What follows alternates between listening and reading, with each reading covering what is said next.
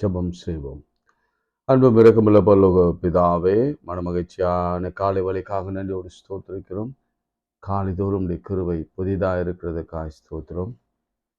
எங்களை சுற்றிலும் பலவிதமான போராட்டங்களும், வியாதிகளும், பலவீனங்களும், சோர்வுகளும், துர்ச்செய்திகளும், அவமானங்களும், நிந்தைகளும், தாமதங்களும் ஏற்பட்டாலும் எங்கள் வலது பக்கத்திலே எங்களுக்கு நிழலாக இருக்கிறேன்.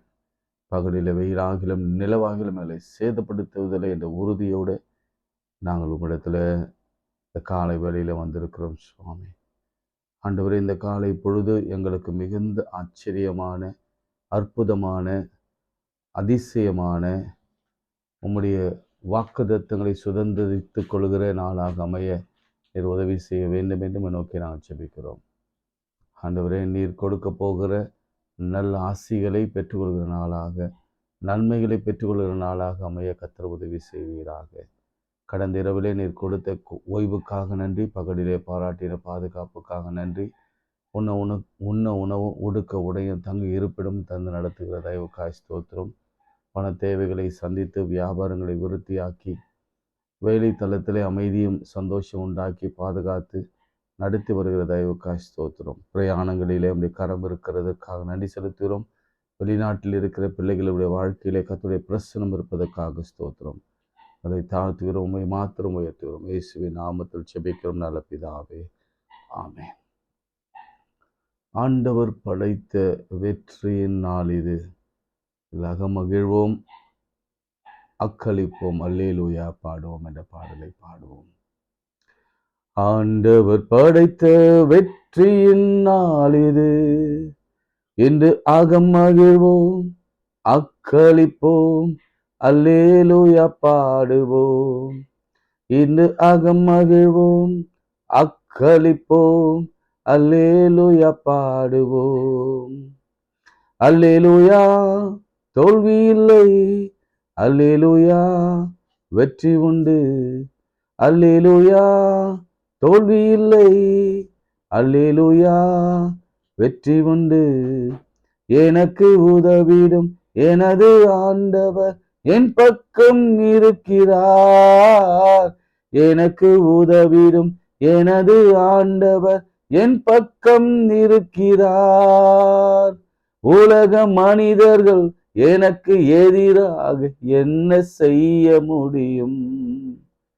உலக மனிதர்கள் எனக்கு எதிராக என்ன செய்ய முடியும்? தோல்வி இல்லை எனக்கு, வெற்றி பவனி செல்வேன். தோல்வி இல்லை எனக்கு, வெற்றி பவனி செல்வேன். ஆண்டவர் படைத்த வெற்றியின் நாள் இது, இதில் மகிழ்வோம், அக்களிப்போம், அல்லேலூயா பாடுவோம். இதில் மகிழ்வோம், அக்களிப்போம், அல்லேலூயா பாடுவோம். எனது ஆற்றலும் எனது பாடலும் எனது மீட்புமானார். எனது ஆற்றலும் எனது பாடலும் எனது மீட்புமானார். நீதிமான்களின் கூடாரத்தில் வெற்றி கொடி ஒலிக்கட்டும். நீதிமான்களின் சபைகளிலே வெற்றி குரல் ஒலிக்கட்டும். தோல்வி இல்லை நமக்கு, வெற்றி பவனி சொல்வோம்.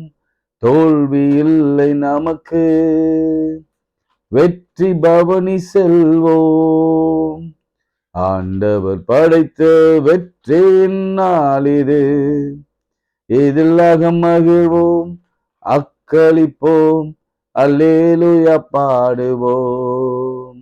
தள்ளப்பட்ட கல் கட்டிடம் தாங்கிடும் மூளை கல்லாயிற்றே.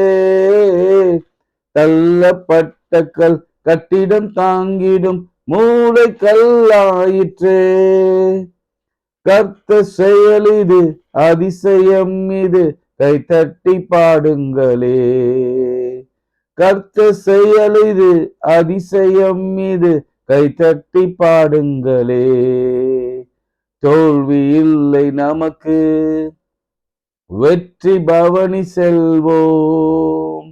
தோல்வி இல்லை நமக்கு, வெற்றி பவனி செல்வோம். ஆண்டவர் படைத்த வெற்றியின் நாள் இது, இதில் அகம் மகிழ்வோம், அக்களிப்போம், அல்லேலூயா பாடுவோம். இதில் அகம் மகிழ்வோம், அக்களிப்போம், அல்லேலூயா பாடுவோம். என்றும் உள்ளது உமது பேரன்பு என்று பறைசாற்றுவேன். என்றும் உள்ளது உமது பேரன்பு என்று பறைசாற்றுவேன்.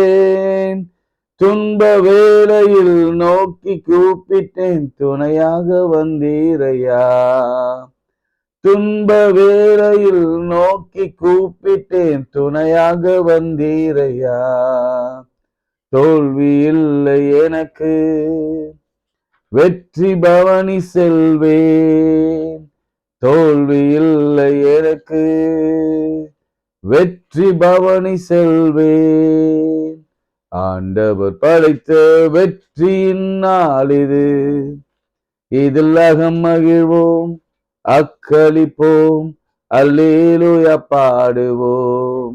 இதில் அகம் மகிழ்வோம், அக்களிப்போம், அல்லேலூயா பாடுவோம். கைகளை உயர்த்தி யெகோவா நிசி என்று சொல்லுங்க. நமக்கு ஜெயத்தை கொடுக்கிறவர், நமக்கு வெற்றியை கொடுக்கிறவர். தோல்வி இல்லை நமக்கு, வெற்றி பவனி செல்வோம். இதுதான் விசுவாச அறிக்கையாக இருக்கட்டும். வாழ்க்கையில, திருமண வாழ்க்கையில தோல்வி இல்லை, குடும்ப வாழ்க்கையில தோல்வி இல்லை, பிஸ்னஸ்ல தோல்வி இல்லை, வேலை தளத்தில் தோல்வி இல்லை, சரீரத்தில் பலவீனத்தில், போராட்டங்களின் மத்தியில, வியாதிகளின் மத்தியில பிசாசு ஜெயிக்க போவதில்லை. அவன் தோற்றவன், அவன் தோற்றே போனான். நம்ம வெற்றி கொடி பிடித்து ஓசன்னா பாடி ஆண்டவருக்கு சாட்சியாய் நிற்க போகிற நாள் இது. எல்லாரும் கைகளை உயர்த்தி யெகோவா நிசி என்று சொல்லுங்க. யெகோவா நிசி, ஜெய கொடி ஆனவர். ஆமென். ஜெய கொடி ஆனவர். ஜெயமோ கர்த்தரால் வரும். தானியேலுக்கு கர்த்தர் கொடுத்த வார்த்தை இது. ஜெயமோ கர்த்தரால் வரும், கர்த்தரால் வரும். என்னை நீங்க தான் ஜெயத்திற்குள் நடத்துகிறவங்க என்று சொல்றவங்க கரத்தை உயர்த்தி, ஆண்டவரே இனி தோல்வி இல்லை எனக்கு, ஜெயமே என் வாழ்க்கையில தானியேலுக்கு கொடுத்தது போல, திருமறையில் அநேகருக்கு கொடுத்தது போல கர்த்தர் ஜெயத்தை கொடுத்து ஆசீர்வதிப்பீராக. இன்றைக்கும் சுகவீனமா இருக்கிறவர்களுக்காக நான் ஜெபிக்கிறேன். பலவீனத்தோட, டிப்ரெஷன்ல, கவலையில, ஆங்ஸைட்டியில, ஆங்ஷியஸா அல்லது சந்தோஷம் இல்லாம வேதனையோட துக்கத்தோட திருமணமாகாம இன்னைக்கு கர்த்தர் பிரத்யேகமாக அவர்களை தான் சந்திக்க போகிறார். திருமணமாகாத பிள்ளைகள், கணவன் மனைவிக்குள்ள இருக்கிற சண்டைகள், சச்சரவுகள், அவர்களுக்காகவே கர்த்தர் இந்த நாளை முன்குறித்திருக்கிறார். கர்த்தாவே, அவர்களை இன்று கேட்க பண்ணுங்க, அவர்களுக்கு இன்றைக்கு அற்புதம் செய்யுங்க. இயேசுவின் நாமத்தில் ஜெபிக்கிறோம் நல்ல பிதாவே, ஆமென். பிரியமானவர்களே, நாம கடந்த நாட்களாக சமாதானத்தை குறித்து ஆவியானவர் உதவியோடு தியானித்துக் கொண்டிருக்கிறோம். காரணம், உலகத்திலே சமாதானம் இல்லை, குடும்பத்தில் சமாதானம் இல்லை, வேலை செய்கிற ஸ்தலத்திலே சமாதானம் இல்லை.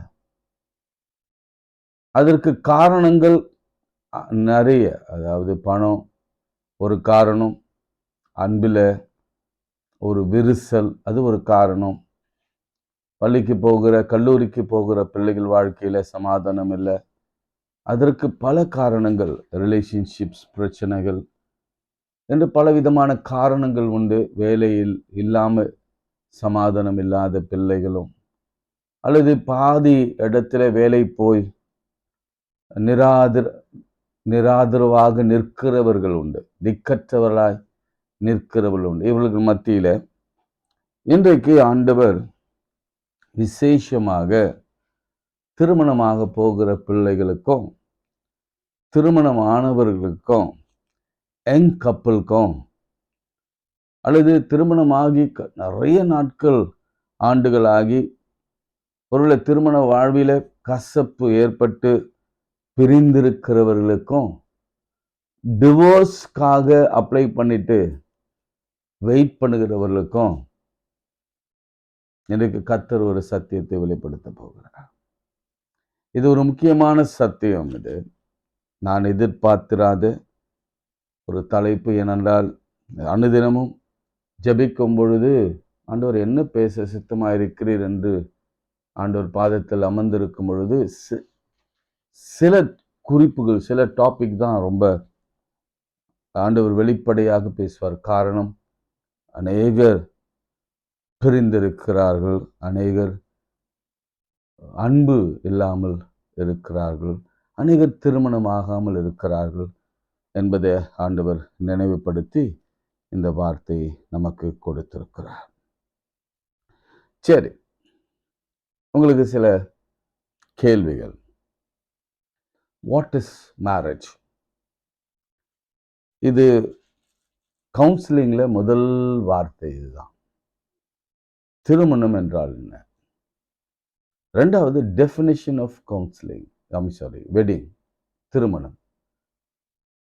திருமணத்தின் கோட்பாடு என்ன? இதுவே நமக்கு அநேகருக்கு இன்னுமே தெரியல.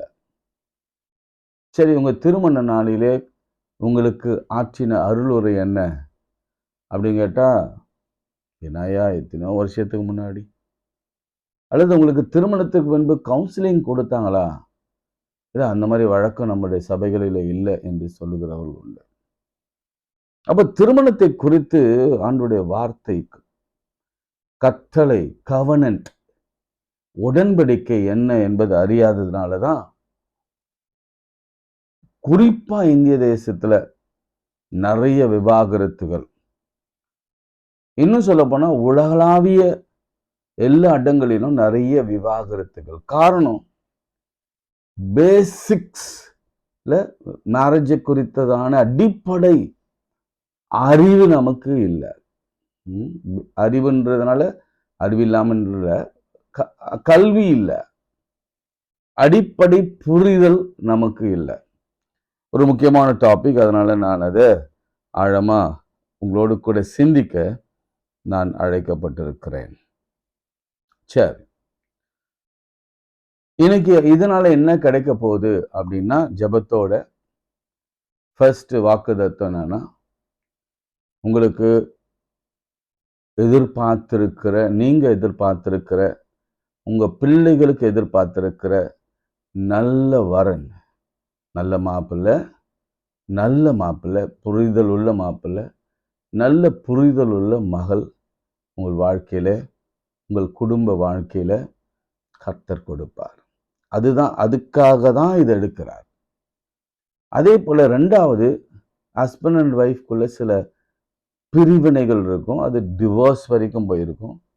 சரி, அந்த டிவோர்ஸிலிருந்து உடனே நான் விசுவாசிக்கிறேன், ரெண்டு பேருமே, இது ஹஸ்பண்ட் கேட்டாலும் சரி, ஒய்ஃப் கேட்டாலும் சரி, இமீடியட்டா போயிட்டு கேஸை வாபஸ் வாங்கி வித்ட்ரா பண்ணி நீங்க இணைய போறீங்க. நம்ம எல்லாரும் ஜெபம் பண்ண போறோம். அதுல பிரிந்திருக்கிற குடும்பங்கள், அநேக குடும்பங்கள் இணைய போகிறது. அதுதான் நம்முடைய முதல் ஜெபமாக இருக்க போகிறது. ஃபர்ஸ்ட் ஜெபம், ஃபர்ஸ்ட் குறிப்பு, திருமணம் ஆகாத பிள்ளைகளுக்கு திருமண வாழ்க்கை. ரெண்டாவது, புரிதல் இல்லாத தம்பதியர்கள், பிரிந்து போய் இருக்கிற தம்பதிகள் இணைய போறாங்க. இந்த வார்த்தைகள் கேட்ட பிறகு அப்படி என்ன அப்படின்னு ஒரு யோசனை உங்களுக்குள்ள வரலாம். நாங்க படிக்காத பைபிளா அப்படின்னு கூட நீங்க நினைக்கலாம். ஆண்டவர் புதிதான காரியத்தை நமக்கு வெளிப்படுத்தட்டும். ஆண்டவரே, எங்களோடு பேசுங்க அப்படின்னு மாத்திரம் சொல்லுங்க. ஆண்டவரே, எங்களோடு பேசுங்க. இது எங்களுக்கு மாத்திரமல்ல, அநேக தம்பதியர்களுக்கு, வயதான தம்பதியர்களுக்கும் ஆசீர்வாதமாய் அமையட்டும். ஆமென். Genesis chapter 2 verse 18. இதுதான் நாம் இன்னைக்கு எடுக்க போகிற முதல் வசனம். ஆதியாகமம் 2ஆம் அதிகாரம் 18ஆம் வசனம். பின்பு தேவனாகிய கர்த்தர் மனுஷன் தனிமையாயிருப்பது நல்லது அல்ல என்றார். திரும்ப வாசிங்க. உங்களுக்கு தெரிஞ்சதுதான், அது நம்ம ஆதி காலத்திலிருந்து கற்றுக்கொண்டது தான். மனுஷன் தனிமையாயிருப்பது நல்லது இல்லை என்று கண்டார். தனிமையாய் இருப்பதற்கும் தனியாய் இருப்பதற்கும் வித்தியாசம் இருக்கிறதுல. நல்ல கவனிங்க. தனிமையாய் இருப்பது வேறு, தனியாக இருப்பது வேறு. இப்ப தனியான நான் இங்க கேமரா முன்னாடி நிக்கிறேன், நான் மட்டும்தான் இருக்கிறேன், அது தனிமை. அது ஆனா ஒரு குழுவாக வீட்டில் சபைக்கு முன்பாக நிற்கும் பொழுது நான் தனிமையா நின்றாலும் நீங்க எல்லாரும் ஒரு குழுவாக தான் இருக்கிறீங்க. அதனால இந்த வித்தியாசத்தை முதல்ல புரிந்து கொள்ளணும். அலோன் வேற, அலோன்னா தனிமை, தனிமை தனியாய் இருப்பது என்பது லோன்லியா இருப்பதுன்னு அர்த்தம்.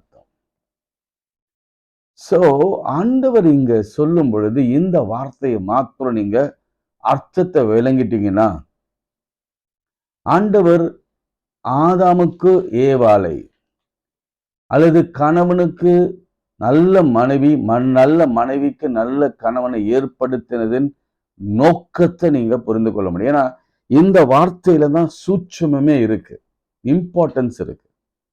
அப்போ இன்னும் நான் விளங்கி கொள்ளும்படி சொல்றேன். தனிமை வேறு, தனியாய் இருப்பது என்பது வேறு. ஆதாம்குள்ள வந்துடலாம். ஆதாம்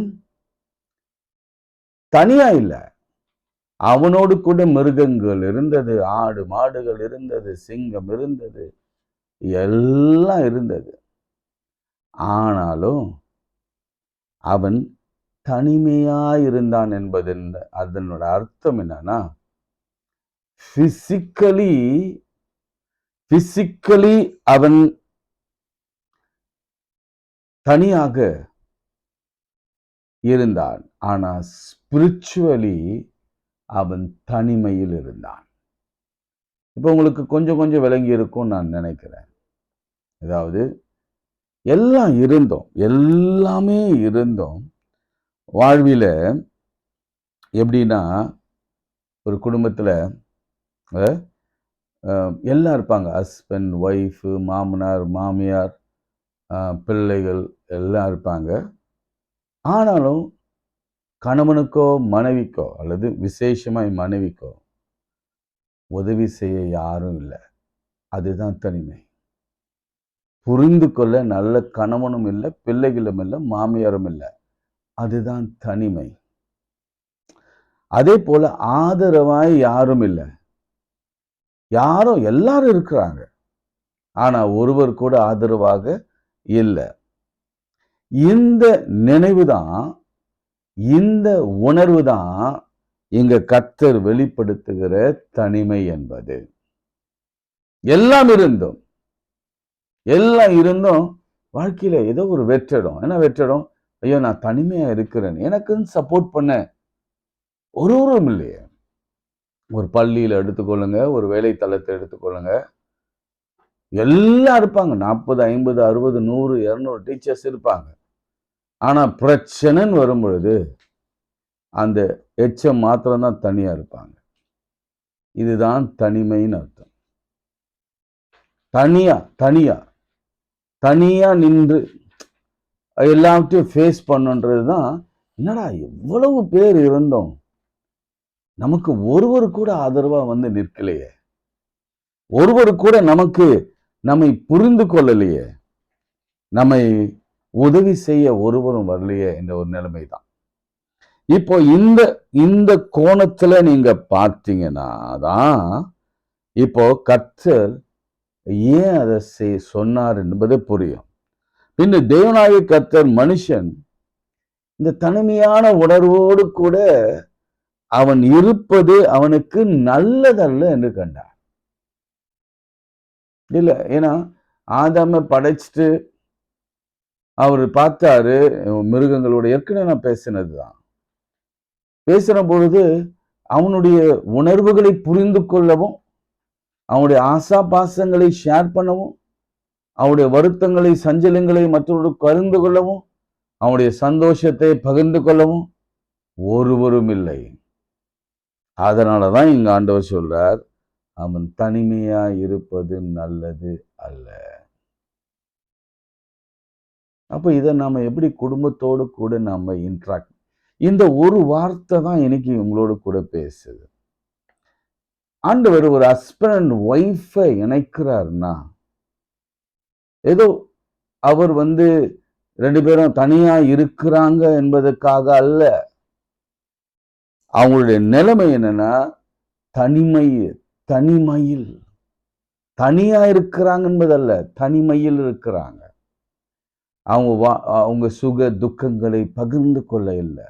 ஒரு திருமணமான பிறகும் கூட சில ஹஸ்பண்ட் அண்ட் ஒய்ஃப் எப்படி நடக்கிறாங்கன்னா, அந்த அளவுக்கு இன்டிமேசி இல்லாம, ஒருவருக்கு ஒருவர் ஆதரவாக இல்லாம, ஒருவரை ஒருவர் புரிந்து கொள்ளாம, ஒருவருக்கு நன்மை செய்யாம, உதவி செய்யாம, தனியாய் வாழ்கிற ஒரு சூழ்நிலை தான் இங்கு நிறைய பார்க்க முடிகிறது. அதனாலதான் குடும்பத்துல சந்தோஷம் இல்லை.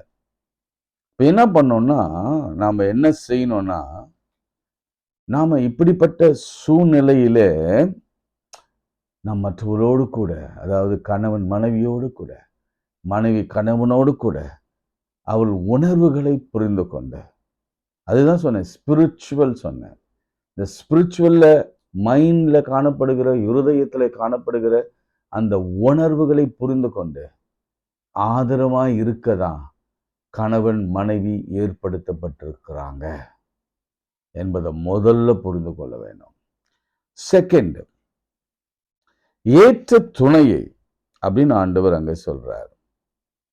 ஏற்ற துணை, அது எபிரேயத்துல அந்த டிரான்ஸ்லேஷன் என்ன சொல்லுதுன்னா, உதவி துணை அப்படின்னு சொல்லிட்ட பிறகு அதற்கான சரியான ஆங்கில மொழிபெயர்ப்பு என்னன்னா, ஆங்கிலத்துல நிறைய மொழிபெயர்ப்பு இருக்கிறது, ஆனால் எபிரேயத்துல அந்த வேர் மொழியிலிருந்து ஏற்பட்ட ஒரு டிரான்ஸ்லேஷன்ல நான் கவுண்டர் பார்ட்டை உருவாக்குவேன். அதுதான் துணை, உதவி, ஹெல்பர் என்பதை விட அவர் ஆதியிலே அவர் படைத்ததின் நோக்கம் என்னன்னா, ஏற்ற துணை என்னன்னா, நான் சரியான கவுண்டர் பார்ட்டை நான் உருவாக்குவேன்.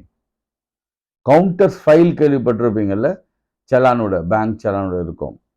அதே மாதிரி கவுண்டர் பார்ட் நான் உருவாக்குவேன். சரி, அது கவுண்டர் பார்ட்டுக்கு தமிழ்ல என்ன அர்த்தம் என்று பார்க்கலாம். டிக்ஷனரியில எதிர் இணை,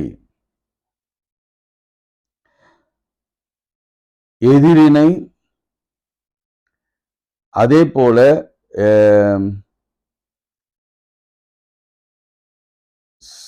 நேர் இணை அல்ல, இதுதான் அதனுடைய அர்த்தம்.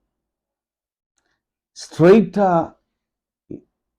ஈக்குவல்லாம் இல்ல, எதிரிணையாக படைத்தாராம். அப்படின்னா என்ன அர்த்தம்னா, நேருக்கு மாறாக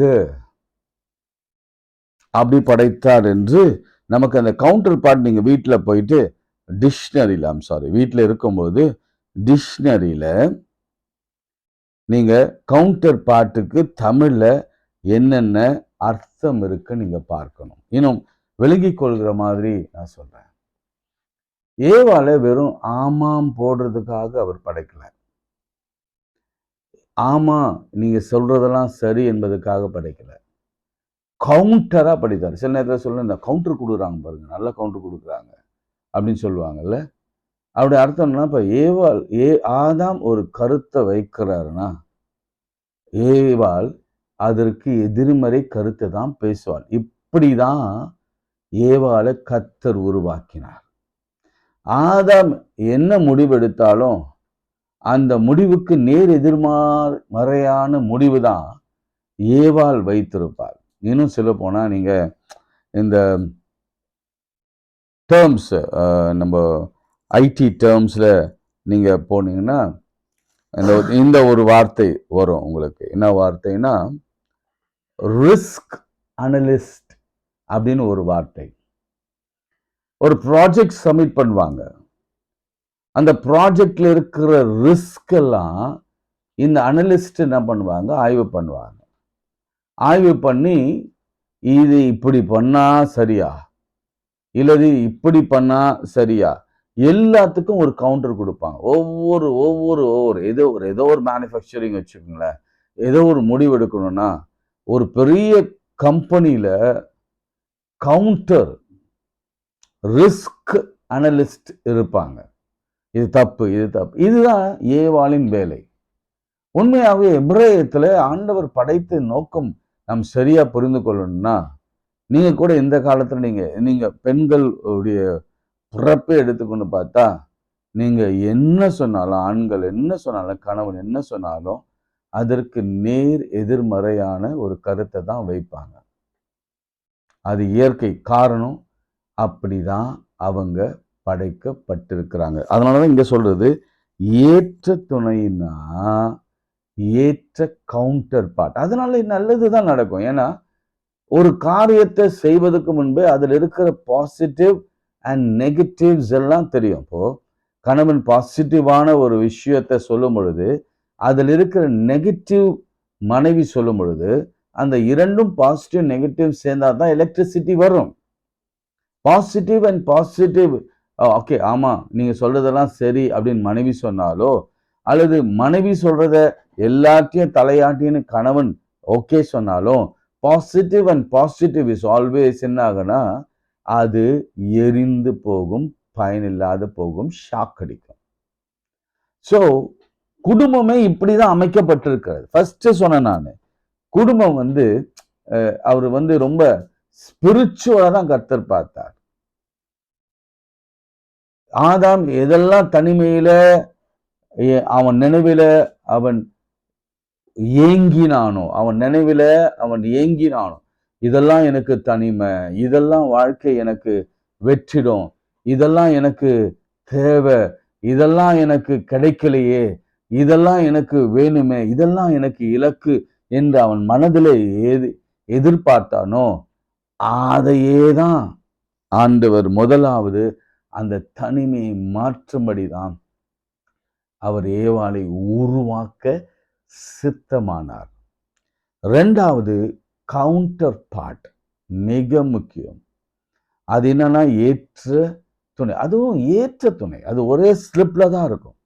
நீங்க பேங்க்ல போனீங்கன்னா உங்களுக்கு தெரியும், அந்த செலான் ஒரே ஸ்லிப்ல இருக்கும். அதுல சின்னதா டாட் இருக்கும். நீங்க இந்த பகுதியில் இருக்கிறத தான் அந்த பகுதியில் எழுதணும்ப்பா. இதுல உங்க அக்கௌண்ட் நம்பர் எழுதணும், டேட் எழுதணும், உங்க சைன் எழுதணும், தொகை எழுதணும், டினாமினேஷன் எழுதணும், அதே தான் டிட்டோ எழுதணும். இங்க பேன் நம்பர் எழுதினாலும் அதே பேன் நம்பர் எழுதணும்.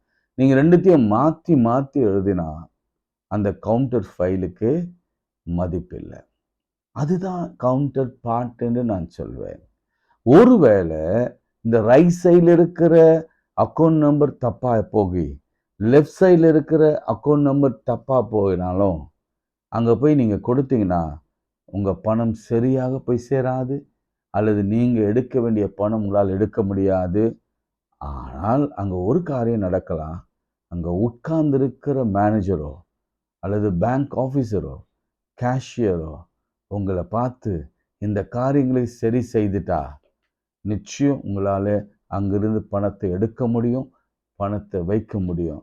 அந்த கேஷியரோ அந்த மேனேஜரோ வேறு யாரும் இல்லை, நம்ம கர்த்தர். ரெண்டும் நீங்க நல்லா யோசிக்கணும். வாழ்க்கையில முரண்பாடோடு தான் ஃபேமிலி. இப்போ எப்படி கணவனை கட்டமைக்கிறார், எப்படி மனைவியை கணவனையும் ஆண்டவர் கட்டமைக்கிறார் என்று சொன்னா, ஏதோ பிசிக்கல் அப்பியரன்ஸ் பார்த்து அல்ல. நீங்க நல்லா பார்த்தீங்கன்னா உங்களுக்கு தெரியும்.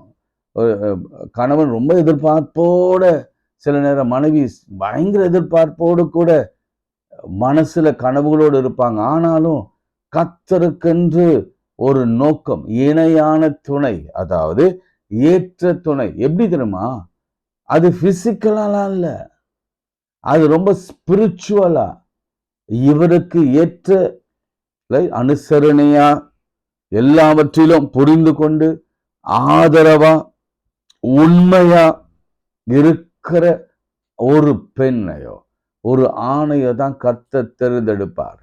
அதே சமயத்துல எல்லாவற்றுக்கும் எஸ் சொல்லுகிற பெண்ணை நிச்சயம் அவர் ஒரு ஆணுக்கோ ஒரு பெண்ணுக்கோ அல்லது எல்லாவற்றுக்கும் எஸ் சொல்லுகிற கணவனையோ நிச்சயம் கொடுக்க மாட்டார். இதனாலதான் என்னமோ நடக்குது. இதை புரிந்து கொள்ளாம தான் செட் ஆகல. கணவன் மனைவிக்கு சொல்ற வார்த்தை எங்களுக்குள்ள செட் ஆகல. இல்ல, செட் ஆகாம தான் ஆண்டவர் இணைத்திருக்கிறார். அது நீங்க நல்லா புரிஞ்சுக்கணும். இப்படிதான் ஆண்டவர் இணைப்பார். ஒரு பாசிட்டிவ் ஒரு நெகட்டிவ், அவன் தாட்ஸ் எல்லாம் டிஃப்ரெண்டா இருக்கும். அதுல இருந்து அவன் விழப்போகிற காரியங்களில இந்த மனைவி எழுப்பி விட வேணும் என்பதற்காக தான் இந்த மனைவி. அதே போல மனைவி விழுகிற பொழுது அவன் அந்த மனைவியை தூக்கி எழுப்பி நிற்பதற்கு தான் கணவன். இப்படி வீக்னஸ்ல அவன் பங்கு பெறணும். சுகத்திலும் துக்கத்திலும் இன்பத்திலும் துன்பத்திலும் வாழ்விலும் தாழ்விலும் 2 பேருக்கும் நடக்கிற இந்த ஏற்ற தாழ்வுகளில உதவி செய்யும்படியாதான் கருத்தா கணவன் மனைவி இணைக்கிறார். இனி கூட சரியா என் பிள்ளைக்கு செட் ஆகலைன்னா உங்க பெர்ஸ்பெக்டிவ் தப்பு. நீங்க ஆண்டவர் கைகளில விட்டுருங்க. ஆண்டவரே என் பிள்ளைகளுக்கு ஏற்ற பிள்ளைய கொடுங்க அப்படின்னு விட்டுட்டா அவர் நம்ம பிள்ளைகளுடைய மனதிற்கேற்றபடி அவங்களுடைய எதிர்கால வாழ்வுக்கேற்றபடி.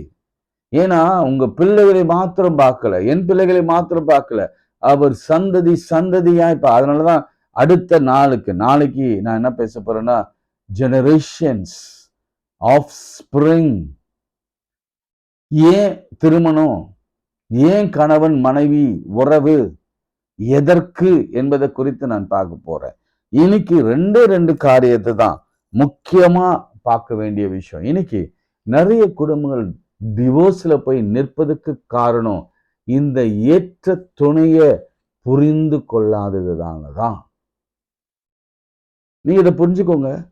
எல்லாரும் வீக்னஸ் தான். அதே போல உங்களுக்கு இன்னொரு காரியத்தை நான் நாளைக்கு உங்களுக்கு சொல்ல போறேன். பேதுரு எழுதும் பொழுது உன் மனைவி பலவீன பாண்டமாய் இருப்பதினால அப்படின்னு ஏன் எழுதினார் என்பதை குறித்து நாளைக்கு நாம சிந்திக்க போறோம். ஆனா இப்பொழுது ஆண்டவர் ஒரு மனைவியை கொடுத்திருக்கிறார். அந்த மனைவியோ அந்த கணவனோ, இன்ஃபேக்ட் சொல்ல போனா ஆதாமும் இம்பர்ஃபெக்ட். என்னதான், அதனாலதான் ஆண்டவர் ரொம்ப சொன்னார் நல்லதல்ல அப்படின்னு சொன்னது காரணம் அதுதான். அது ஆதாம் படைக்கப்பட்ட பொழுது இம்பர்ஃபெக்டா தான் படைச்சார் அப்படின்னு பைபிள் சொல்லுது. அவன் தனிமையா இருப்பது நல்லதல்ல. அப்போ அவனுக்கு ஏதோ ஒரு காரியத்தை சேர்த்து வைக்கணும், யாரையோ சேர்த்து வைக்கணும். அது ஏற்ற துணையா உருவாக்கும். நீங்க நல்லா யோசிச்சு பாருங்க உங்க ஹஸ்பண்டை பத்தி. ரொம்ப டாமினேட்டடா இருக்கலாம். எஸ், மனைவி எல்லாவற்றுக்கும் எளிமையா அட்ஜஸ்ட் பண்ணி போறவங்களா இருக்கலாம். ஒரு காலகட்டம் வரும்போது நீங்க எல்லாவற்றையும் மனைவி கிட்ட கொடுத்துருங்களேன், கொடுத்து நீங்க தான் பார்த்துங்க அப்படின்னு சொன்னீங்கன்னா 99% ஆஃப் த விமன் சொல்லுவாங்க, இல்லை இந்த ரெஸ்பான்சிபிலிட்டி எங்களால எடுக்க முடியாது. காரணம் நான் நாளைக்கு சொல்ல போறேன். இன்னைக்கு என்ன சொல்ல போறேன்னா, ஏன் பிரியணும், என்ன காரணம், உன் கணவனை நீ பிரியத்துக்கான காரணம் என்ன சொல்லுங்க பாப்போம். உங்க கணவன் மேல வெறுப்பு வருவதற்கான காரணம் என்ன? உன் மனைவி மேல வெறுப்பு வருவதற்கான காரணம் என்ன? What is the reason behind that? நீங்க யோசிச்சு பாருங்க.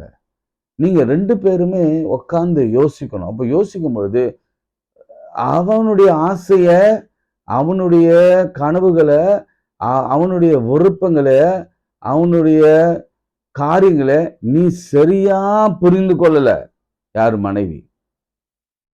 அதே போல மனைவியின் காரியங்களை, மனைவியின் நினைவுகளை, மனைவியின் தோற்றம் முதலா இருக்கிற சில காரியங்களை, மனைவி ஏன் படைக்கப்பட்டா, அவ ஏன் கவுண்டர் பார்ட் என்று படைக்கப்பட்டா என்பதை புரிந்து கொண்டாலே பாதி பிரச்சனை சால்வ் ஆயிடும். இல்லைங்க, அவங்க அப்படிதான் படிக்கப்பட்டாங்க, அவங்க கேள்வி கேட்க தாங்க பிறந்தாங்க. இது சிம்பிளா சொல்றேன், அவங்க கேள்வி கேட்க தான் பிறந்தாங்க. நீங்க என்னதான் நீங்க பேசினாலும் மறுத்து தான் பேசுவாங்க. என்னதான் பேசினாலும் உங்களுக்கு நேர் எதிரான பதில் தான் இருக்கும். உங்களுக்கு நேரடியான பாசிட்டிவான பதில் எதுவும் வராது. இதுதாங்க படைப்பு அப்படின்னு நீங்க வந்து பிறக்கும் பொழுதே இதை நம்ம சொல்லி சொல்லி வளர்த்துருந்தா இந்திய தேசத்திலும் உலகத்திலையும் நிச்சயமா இந்த நேரத்துல கணவன் யாரு, மனைவி யாருன்னு புரிந்து கொண்டிருப்பாங்க. டிவோர்ஸே இருக்காது. It's nature. It's God creative nature. அவர் படைத்த படைப்பில இதுதான் அழகு. இந்த அழகை நீங்க புரிந்து கொண்டாலே போதும், பிரிந்த குடும்பங்கள்லாம் இணைஞ்சிடும். நீங்க ஒரு மனைவி நல்லா யோசிச்சு, ஐயா இது வீட்டுக்காரோட குணம் பொழுகுத, நான் போய் சேர்ந்துடுறேன் அப்படின்னு நினைச்சீங்கன்னா, அதுதான் இன்றைக்கு கர்த்தர் நம்முடைய ஜெபத்துக்கு கொடுக்கிற பதில். அதே போல ஒரு கணவன், ஐயோ என் மனைவி இப்படிதான் படிச்சாங்க பொழுது கர்த்தர், ஸோ நான் தான் தப்பா நினைச்சிட்டனோ, நான் ரொம்ப எதிர்பார்த்துட்டனோ அப்படின்னு நினைச்சுன்னா போய் உடனே சேருங்க. இன்றைக்கு அதுதான் சொல்யூஷன். இன்னைக்கு கர்த்தர் எங்களுக்கும் மற்றவர்களுக்கும் கொடுக்கிற ஒரு பதிலே இதுதான். பிரிவினையே ஆண்டவர் அங்க விரும்பவே இல்லை. அதனாலதான் தள்ளி விடுதலை கர்த்தர் வெறுக்கிறார் என்றார். தள்ளிச்சீட்டெல்லாம் கொடுக்கவே கூடாது. இதுதான் கர்த்தர் அருவருக்கிற ஒரு காரியம். இதை நீங்க புரிஞ்சுக்கொள்ளுங்க. 2 வார்த்தையை நான் உங்களுக்கு திரும்ப தியானம் பண்ண வைக்கிறேன். நிறைய படிங்க. ஒருவேளை உங்களுக்கு ஆர்வம் இருந்தா, நிறைய பேர் ஆர்வம் இருக்கிறோம். அந்த 2 வார்த்தை, தனிமை. தனிமை அப்படி போட்டுட்டு, தனியாக இல்லை, அவன் தனிமையில் இருந்தான், என்னென்ன தனிமையை அனுபவித்தான் என்பதை குறித்து சிந்திங்க. 2வது ஏற்ற துணை. ஏற்ற துணைனா ஹெல்ப்பர், சூட்டபிள் ஹெல்ப்பர் என்றெல்லாம் திருமறையில் நிறைய வேர்ஷன் இருக்கு. அதுல என்னென்ன வேர்ஷன்லாம் இருக்குன்னு பாருங்க. யங் லிட்ரேச்சர் டிரான்ஸ்லேஷன் வேர்ஷன் இருக்குது, ஹீப்ரு டிரான்ஸ்லேஷன் வேர்ஷன் இருக்குது. அதுலெல்லாம் முக்கியமா அடிப்படையான டிரான்ஸ்லேஷன் எதுனா, மனைவி ஒரு கவுண்டர் பார்ட், எதிர்மறையாய் ஆண்டவர் ஆதாமுக்கு கணவனுக்கு கொடுத்த எதிர்மறையான சிந்தனை உள்ளவள். இதை புரிஞ்சுக்கோங்க. எதிர்மறை பெண்கள், மனைவி பொதுவா எதிர்மறையான சிந்தனை. கணவன் எப்படியோ அதுக்கு டெட் ஆப்போசிட் போல், நார்த் போல் சவுத் போல் மாதிரி அப்படிதான் உருவாக்கினார். ஆனாலும் ஆண்டவர் நடுவுல இருந்து நம்மை நடத்துகிறார். அதுதான் ஆச்சரியம். அவர்தான் நடுவுல இருந்து கணவன் மனைவியை சேர்த்து வைத்து இத்தனை ஜெனரேஷனா இந்த உலகத்துல ஒரு கணவன் மனைவியை கட்டி எழுப்புகிறாருன்னா, இத்தனைக்கும் இந்த அறிவே இல்லாம, இந்த கல்வியே இல்லாம, இந்த தியாலஜிக்கல் எஜுகேஷன் இல்லாம ஒரு கணவன் மனைவி இணைத்து நடத்துறாருன்னா நிச்சயம் கர்த்தருடைய கிருபை தான். ஆனா இனிமேலாவது வருகிற ஜெனரேஷன், நம்ம கத்துட்டோம், நம்ம போயிட்டோம், நம்ம வாழ்க்கையில முடிந்தது. ஆனா இனி வருகிற பிள்ளைகள், திருமணமாக போற பிள்ளைகள், அது ரொம்ப சின்ன குழந்தைங்களுக்கெல்லாம் இதை கற்றுக் கொடுக்கணும். இதை கற்றுக் கொடுக்கும் பொழுது நிச்சயம் ஃபியூச்சர்ல டிவோர்ஸே இருக்காது. எல்லாம் கணிசமா குறைஞ்சு போயிடும். அவங்களுக்கு புரிஞ்சுக்குவாங்க, இவங்க தான் லைஃப் அப்படின்னு. கர்த்தர் அப்படி ஒரு கிருபையை தரட்டும். இன்னைக்கு பிரிந்திருக்கிற குடும்பங்கள் இணையட்டும், அதுக்காக ஜெபிக்க போகிறோம். அதே சமயத்தில் திருமணமாகாத பிள்ளைகளுக்கு கர்த்தர் கொடுக்கிற வாக்குத்தத்தம், நான் உன் தனிமையை நான் விரும்பவில்லை, உனக்கு நான் ஏற்ற துணையை உருவாக்குவேன். ஜெபம் செய்வோம். அன்புள்ள ஆண்டவரே, இந்த நாளில் எங்களோடு கூட பேசினுடைய வார்த்தைக்காய் ஸ்தோத்திரம். விசேஷமாக தனிமையாய் இருக்கிறவர்களுக்கு கர்த்தர் துணையாய் இருந்து அவர்களுக்கு ஏற்ற துணையை உருவாக்கி கொடுக்கிற கர்த்தர்.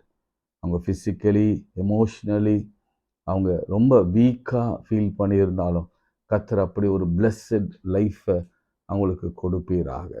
மாத்திரமல்ல ஆண்டவரே, அவங்க கவுண்டர் பார்ட்டாகி அவங்க மனைவியை கர்த்தர் கரத்தில் வைத்து அவளுக்கு எப்போதும் அந்த நல்ல உறவை கொடுத்து நம்முடைய வருகை மட்டும் இந்த குடும்பம் செழித்திருக்கும்படி உதவி செய்யும்.